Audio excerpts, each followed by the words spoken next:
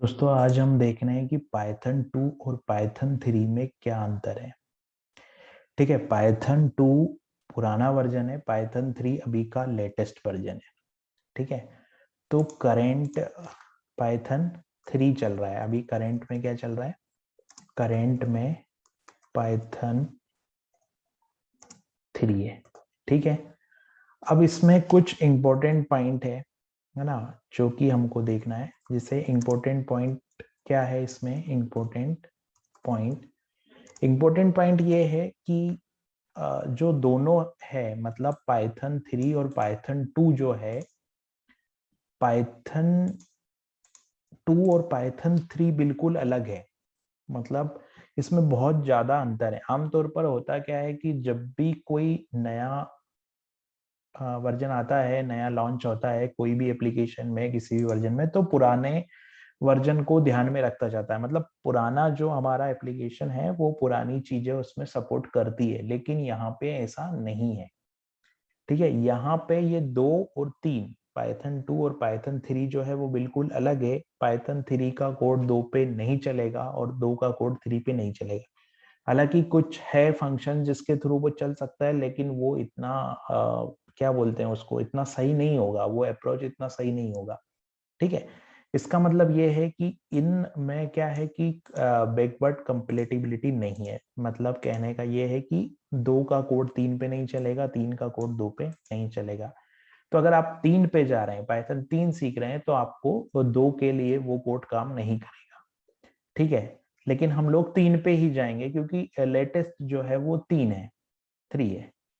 ठीक है, तो ये एक अंतर इसमें था। उसके बाद और क्या चेंजेस हुए हैं इसमें कि जैसे ये अंतर तो है ही कि बैकवर्ड कंपेटिबिलिटी नहीं है, और पूरा चेंज है। 2 और 3 में काफी ज्यादा अंतर है, मेजर डिफरेंस है इसके बाद में। ठीक है, अभी कुछ और इसमें एक फर्क है कि जैसे यहाँ पे मान लो जो ऑपरेटर का अंतर है ना, ऑपरेटर का कैसा अंतर है कि जैसे मान लो एक ऑपरेटर है डिवीजन ऑपरेटर, है ना। डिवीजन ऑपरेटर अगर आप पाइथन 2 में यूज करेंगे तो क्या होता है, जैसे आप सी लैंग्वेज में यूज करते हो, आप 3/2 करोगे तो 1 आंसर आता है।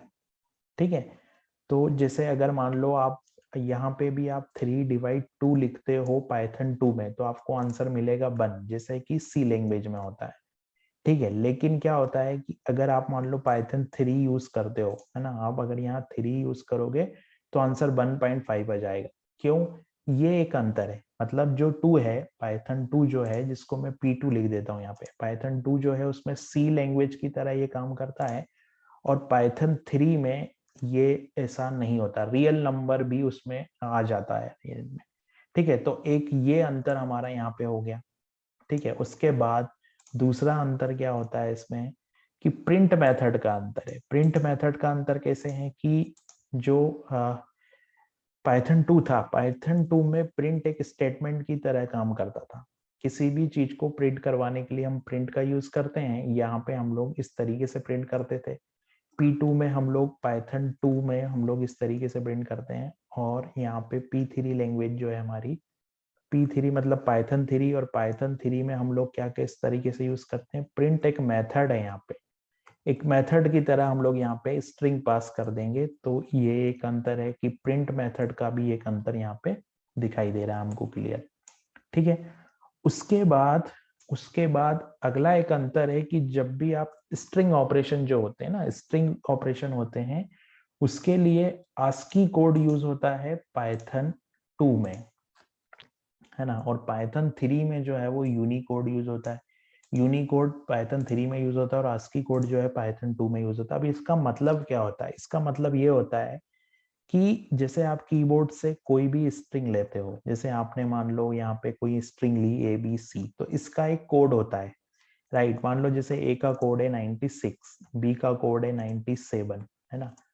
तो ये कोड होता है। अब कोड क्या करता है कि कोड मतलब सिस्टम को समझने के लिए, ऑपरेटिंग सिस्टम को समझने के लिए हम लोग एक कोड, हम लोग जो भी लिखते हैं ABC, हर एक की का एक कोड होता है, और वो जो कोड है उस मेथड को हम बोलते हैं आस्की कोड। ठीक है, जिससे सिस्टम समझता है कि कीबोर्ड से ए प्रेस हुआ है, बी सी, या इंटरफेस हुआ, हर एक कीबोर्ड में जितनी की है सभी का एक कोड डिफाइन है। ठीक है, तो ये जो मेथड का नाम है वो आस्की कोड है और यूनिकोड भी एक मेथड का नाम है। तो यूनिकोड में कोड अलग होगा और आस्की कोड में कोड अलग होगा। दोनों ही मेथड जो है वो इसकी के कोड को डिफाइन करने के लिए यूज होती है। ठीक है, तो ये एक अंतर है क्या बोलते हैं उसमें, पाइथन 2 और पाइथन 3 में। ठीक है, अब एक अंतर है, एक फंक्शन होता है रेंज। ठीक है, एक फंक्शन होता है रेंज। तो पाइथन 2 में ये फंक्शन दो फंक्शन डिफाइंड है, रेंज और एक्स रेंज।